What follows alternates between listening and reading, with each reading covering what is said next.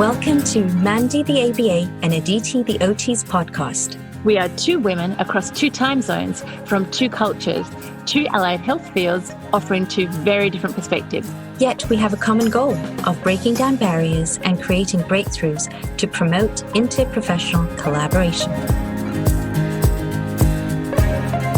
Intro: the who, what, where, and why of our podcast. So who is this for? Well, it's sort of for any allied health professional. Of course, it's for OTs and behavior therapists. But if you are a professional who is working with students or clients with physical, sensory, behavioral challenges, we certainly have information to share with you. If there are aspects of OT and ABA that bother you or you simply don't understand, this is the podcast for you. Or perhaps you're struggling with addressing sensory versus behavioral issues with your client. This is the podcast for you. If you're just curious of what OT and ABA contentious hullabaloo is all about, well, this is the podcast for you. If you're seeking a way to articulate the value of your profession to those naysayers as an OT and ABA, this is the podcast for you. Or perhaps you're simply on a journey of building bridges to provide better care. This is the podcast for you. But remember, like so many things that are valued but difficult to attain, such as fine wine or even marriage, effective teamwork collaboration is an art as much as it is science. It requires a great deal of practice, patience, and nurturing to flourish. That is exactly what we hope to provide in this podcast. Just once in a while or now and again, but as often as possible. We want to create a platform to break down those barriers and start creating breakthroughs in our respective fields. So Aditi, that's what we are. This is what we're not. We're not here to make each other wrong. We come from two very different fields with different underpinnings, but I do think a lot could be gained by listening to each other. We're not here to give advice to your clients. Our clients often present with complex needs and present with very specific histories that require individualized advice. And lastly, we're not here to be perfect. Aditi and I call ourselves scientist practitioners in that we're making discoveries as we teach and practice. But many of our clients present with complex behaviours and a long history of different interventions, and we don't profess to be experts in all of them. So what exactly is this odd duo up to, you might be thinking? What is this podcast all about? Well, first of all, it's about collaboration. It's about offering different perspectives to a therapeutic scenario. How wonderful would it be if you as an OT could get some insight on managing challenging behavior, or if you as a behavior therapist can gain understanding of physiological, neurological limitations with your client. There's so much we can learn from each other. And for those of you who are getting hot and bothered by the sheer notion of listening to each other's perspectives, this is a podcast where we break down barriers in communication and create a space for a common language, of an understanding, if you will. We will discuss concepts and terms to enlighten therapists from both sides of the fields, so we can share a common understanding of each other's therapeutic terms. For example, what does it mean when she says Johnny needs proprioceptive input? Or when a behavior therapist discusses the importance of differential reinforcement? Whether you're a behavior therapist or an OT, we want to make your life easier. That's our goal. Easier with clients, easier with parents, and with each other. Why? So you no longer have to dismiss each other or stare each other down across the conference table. You will now have the tools and knowledge to spark that conversation of mutual understanding and respect. Please know that while Mandy and I have 40 years of experience between us, we aren't just about offering you our perspectives, but we'll certainly invite guests from both fields to help us in this endeavor. Researchers, faculty, practitioners, specialists, and thought leaders across both fields. Thirdly, we're about creating breakthrough in both fields by sharing our methods of collaboration with you. It is really about showing you that we're truly practicing what we preach. Mandy and I have a working relationship where we too gain knowledge, expand our skill set, and develop a shared understanding of terminology, which we indefinitely will share with you, in hopes of providing a sort of roadmap to inform your practice, possibly transform clinical outcomes, and inevitably expand our collective reach in the community. Now, there's no doubt that the research is very clear in collaboration practices for OT and ABA, and it's truly transformational results. But we want to show you that it can and does indeed work by sharing our collaborative case studies with you. Lastly, What this podcast is about, it's the space for collaborative resources. Not only do we hope that at a minimum, our conversations will inspire you to reach out and talk to each other, but we hope to be the go-to place to access tips, strategies when you might be struggling with a particular intervention or aspect of therapy. Whether it's data collection or sensory solutions, we aspire to be the hub of such resources. But we won't stop there. We will also offer deeper dives. This is a forum where we delve further into specific topics of interest covered in our podcast. You certainly want to stay tuned for that. So who are we? Well, the first word that comes to mind when I think of my co-host Mandy is the word powerhouse. That's the adjective everyone used to describe Mandy. Then when I met her in person, I absolutely understood why. Mandy, can you share a little bit about yourself? I guess empowered rather than powerhouse is a word that I can relate to. And I'm certainly empowered by the journey that I've been on with my own daughter through the field of behaviour analysis and the extraordinary work that I've been lucky enough to come in contact with. I'm a board certified behaviour analyst from Perth, Australia, about 10,000 miles from you, Aditi. And I've been working in this field for 15 years, managing to combine my two great loves of kids and sprinting and still getting away with it. I come from a corporate background, having worked in finance for nearly 2 decades, before I discovered applied behaviour analysis, or I'm just going to refer to it as ABA, after my youngest daughter was diagnosed with autism at about 22 months of age. I was the last person who was able to sit the behaviour analyst certification board exams with a non-health related qualification. So with a master's majoring in international tax law, I think I can claim to be the only tax behaviourist in the world. Oh, yes, I imagine so. I'm the clinical director of Fit Learning in Australia. I have 3 learning centres in Perth, a base in Melbourne, at least prior to COVID. And I work with a broad range of clients, some on the autism spectrum. And I'm passionate about affecting profound change through the use of precise measurement. Many of the clients I work with have or are working with OTs, hence this podcast. Tell us about your story, Aditi. Well, I am Dr. Aditi, the OT from Chicago. I've been practicing for, gobs of years, 25 years or so. Variety of settings, NICU, hand therapy, early intervention. I currently work in the school setting and am also an adjunct faculty member for OT. I've always had a passion for IPC, collaborating with speech therapists, ABAs, anyone. I really do believe in collaboration. And so I actually got into OT because I did not get into med school. Real shocker, right? An Indian aspiring to be a doctor. Well, that was just the cultural dimension in my life at that time. So OT was supposed to be my sort of interim degree while I waited to get into med school. And sadly to say, it was considered a consolation prize, I guess. But once I started, oh my gosh, I never looked back. It was truly by default, but it was indeed my calling. I do recall, though, my first half existence of being an OT, I spent so much time telling people what we did.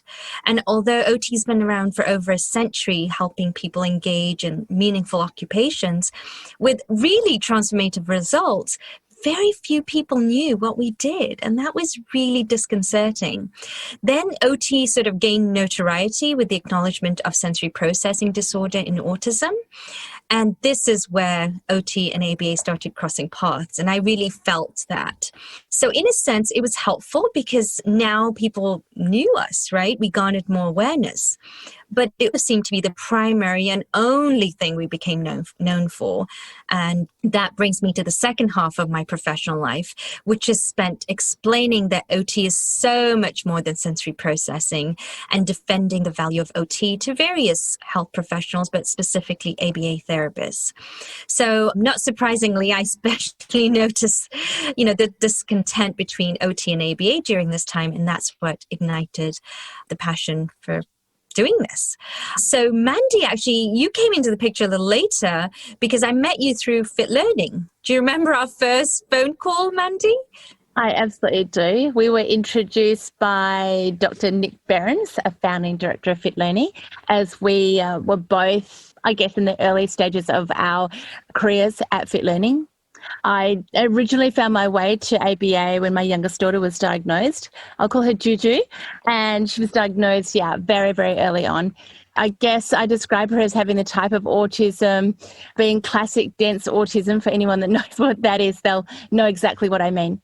And Juju has taken me on a journey literally around the world. I could never have imagined the extraordinary people, you amongst them, Aditi, that I would meet on this incredible journey that profound learning challenges often takes a parent on. And while I would reverse my daughter's autism in a heartbeat if I could, I'd never take back the journey that I've been on, the lessons that I've learned over the past 16 years. I came from a professional background, so I was good at managing large and complex projects, and Juju really took that to another level. She was a project that didn't sleep or eat, and she screamed and had really bad self-injury. So it was really, something quite incredible to be living with. I guess I have really wanted to find out and make sense of what was happening for her, because she was a child that regressed with autism and initially had developed, quite typically. And eventually I found my way to explain her behaviour when I found applied behaviour analysis. And I guess the three most important words that I discovered in reading my way through a science that, has been going for more than 100 years can be summarised into the consequence matters. In other words, what happens after a behaviour determines if it's going to happen again. And that really helped me understand, what was causing my daughter's behaviour. I guess as behaviour analysts, we can make things so complicated, both for professionals and for parents. And of course, I see things from both perspectives. We use complex terms and very specific definitions, and sometimes we can come across as arrogant. And mostly in the fields that we work with, we are dealing with problem behaviour. Every now and then we get kids, don't we, Aditi, that don't have problem behaviour. They're doing well at school and their parents just want them to do better. But in general, we are dealing with challenging behaviour, and often it's extreme and dangerous behaviour. So you better be damn sure that what you're doing is improving behaviour and that you can justify that it's your intervention that's making the improvement. And my passion through my own journey, I guess, has really empowered me to demand accountability for those that work with kids with severe and challenging behaviour. And my catch cry is stolen from Jerry Maguire, and it's like, show me the data. Prove to me that the work you are doing is effective. Because in any other area of life, that's a given. You buy a car, you take it back if it's not working, you buy a rotten apple, you're taking it back. But when it comes to working in health, and often with kids, parents don't feel comfortable asking those simple words. Is what you're doing really working? And in the early days, lots of what I was doing with my daughter was not working. From employing one therapist initially to work with her in the home, I eventually started a large project in Perth. And finally, I moved to the US and based myself in Indiana in a full-time ABA program. And I was really frustrated there by the lack of data and accountability in that program. So out of frustration, I attended a precision teaching conference, and the rest is history. By coincidence, I met Dr. Kimberly Behrens, founding director of Fit Learning, and a decade-long journey of frustration and disappointment came to an end that day. She's been the most profound influence on my life and my daughter's life and the clients that I work with. And she's taught me more than I could ever have imagined about accountability and ethics and morals and the rights for parents to expect and demand answers. So bless you, Dr. K, if you're listening, for all that you have done for me and for the clients that I work with, and for the reason that I met Aditi. And Aditi, you have a journey as a parent as well. Indeed, I do. And Dr. Kim played an integral role in that. So I started my journey as a mum too, looking for solutions for my son. So that was about 4 years ago. I was in the thick of my doctorate degree, and my 8-year-old was struggling in math at school. I'd been diagnosed with ADHD. And, as a therapist and having all these resources at my fingertips, I really thought I could solve the problem. So I tapped into every traditional avenue I could think of: tutoring, coaching, therapy, and even resorted to medication. But nothing was working. He was sort of spiraling into this serious hatred for school. I'm not good at this. I'm never going to get it. It was harrowing as a mum. And it was around this time that I was also completing an ABA class on precision teaching applied to academic learning, i.e. fit learning. And I just knew. I was listening to Dr. Kim explain precision teaching, and I was like, oh my gosh, this is exactly what Tristan needs. So I did not hesitate. I picked up the phone and I called her. She happened to answer. And the first words I said to her, Mandy? What's that? Don't hate me. I'm an OT. I just need some help for my son. Yeah. And it's interesting that I'm saying that now because it was such a powerful statement when I look back that I didn't care what she thought of me as an OT. I just wanted help. And I think I heard that in your story too. It was that desperation as a mom of finding solutions. So since it wasn't available in Chicago, I asked them if they would train me just so I could help Tristan. I had no other goals of opening a business. I just wanted help for him. So that's what happened. They trained me. I started working with Tristan. I saw the profound difference and I was like, oh my gosh, why isn't this in Chicago? They asked me to be an affiliate. So I opened my first lab in Chicago 3 years ago. And then I proceeded to open in Denver and now in London in the United Kingdom. But that's how, I reached out to Mandy because we were one of the first few labs that opened. So Mandy, do you remember when I called you? You mean about the podcast? Yeah, I called you. I think it took me 3 years to figure this out, between imposter syndrome and just trying to navigate life. I think it took me 3 years and literally 3 minutes when I asked you to go on this journey with me. So what went through your mind when I asked you, Mandy? Well, it was perfect timing, Aditi. I'd just been addressing the issue that many of my clients with severe and challenging behaviour had funding for occupational therapy. But the parents I was working with were reluctant to use OTs because they didn't know how we could collaborate. At Fit Learning, we really educate parents a lot about taking data to make sure they know what they're doing is working.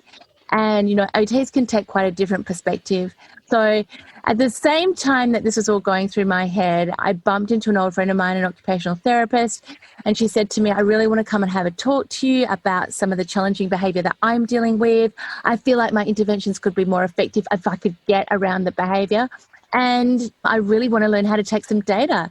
So I felt like the world was talking to me. I have all these OTs jumping out at me at the same time.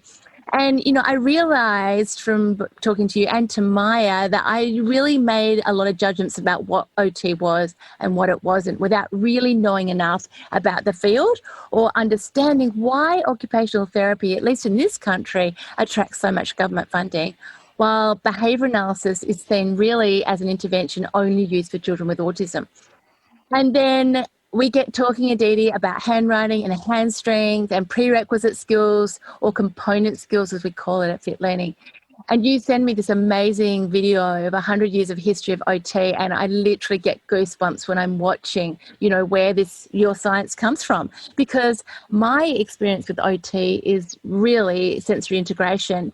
And, especially I did floor time with my daughter very early on.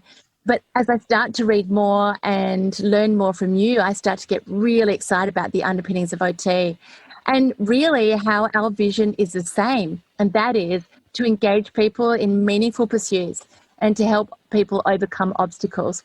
And I am so excited about where this collaboration can go. To show OTs that ABA is not just sitting at a table and chairs. And it certainly isn't what most people think ABA is, and that is discrete trial instruction or like repeated rote questions over and over again. Oh gosh, it's so refreshing to hear you acknowledging OT just in the short time that we've started this conversation, because I've been defeated for so long that I'd have to explain what the value of OT is. And, it's about really listening to each other. And I know you don't agree with everything and you don't know everything. I get that. But the fact that you're willing to listen is really all I can ask and any one of us can ask. So actually, that brings me to what our next episode is about. The next one is actually about why can't we be friends? We're going to really talk about the myths and demystifying myths on both sides of the field. And then after that, we're going to jump into the next topic in the next episode, which is sensory versus behavior. That has to be the single most polarizing topic for OTs and ABAs. I'm so excited about doing that. That's going to be brilliant. We hope you're inspired and ready to start the journey with us. We've collected some videos on the history of OT and ABA, so see our show notes for links to these videos. Definitely. And, I just want to put this out there for the OTs in accordance with AOTA's 2025 vision of IPC. OTs in general are very collaborative. That's within our training. It's within our scope of practice. And so I'm hoping that you all can join me on this journey too, of considering the possibility that perhaps ABA is much more than just sitting at the table, doing rote learning and delivering tokens, right? There's so much more there that we can learn and help each other on. So hopefully you'll stay tuned. Hooroo from down under. Until next time, bye-bye from the Windy City.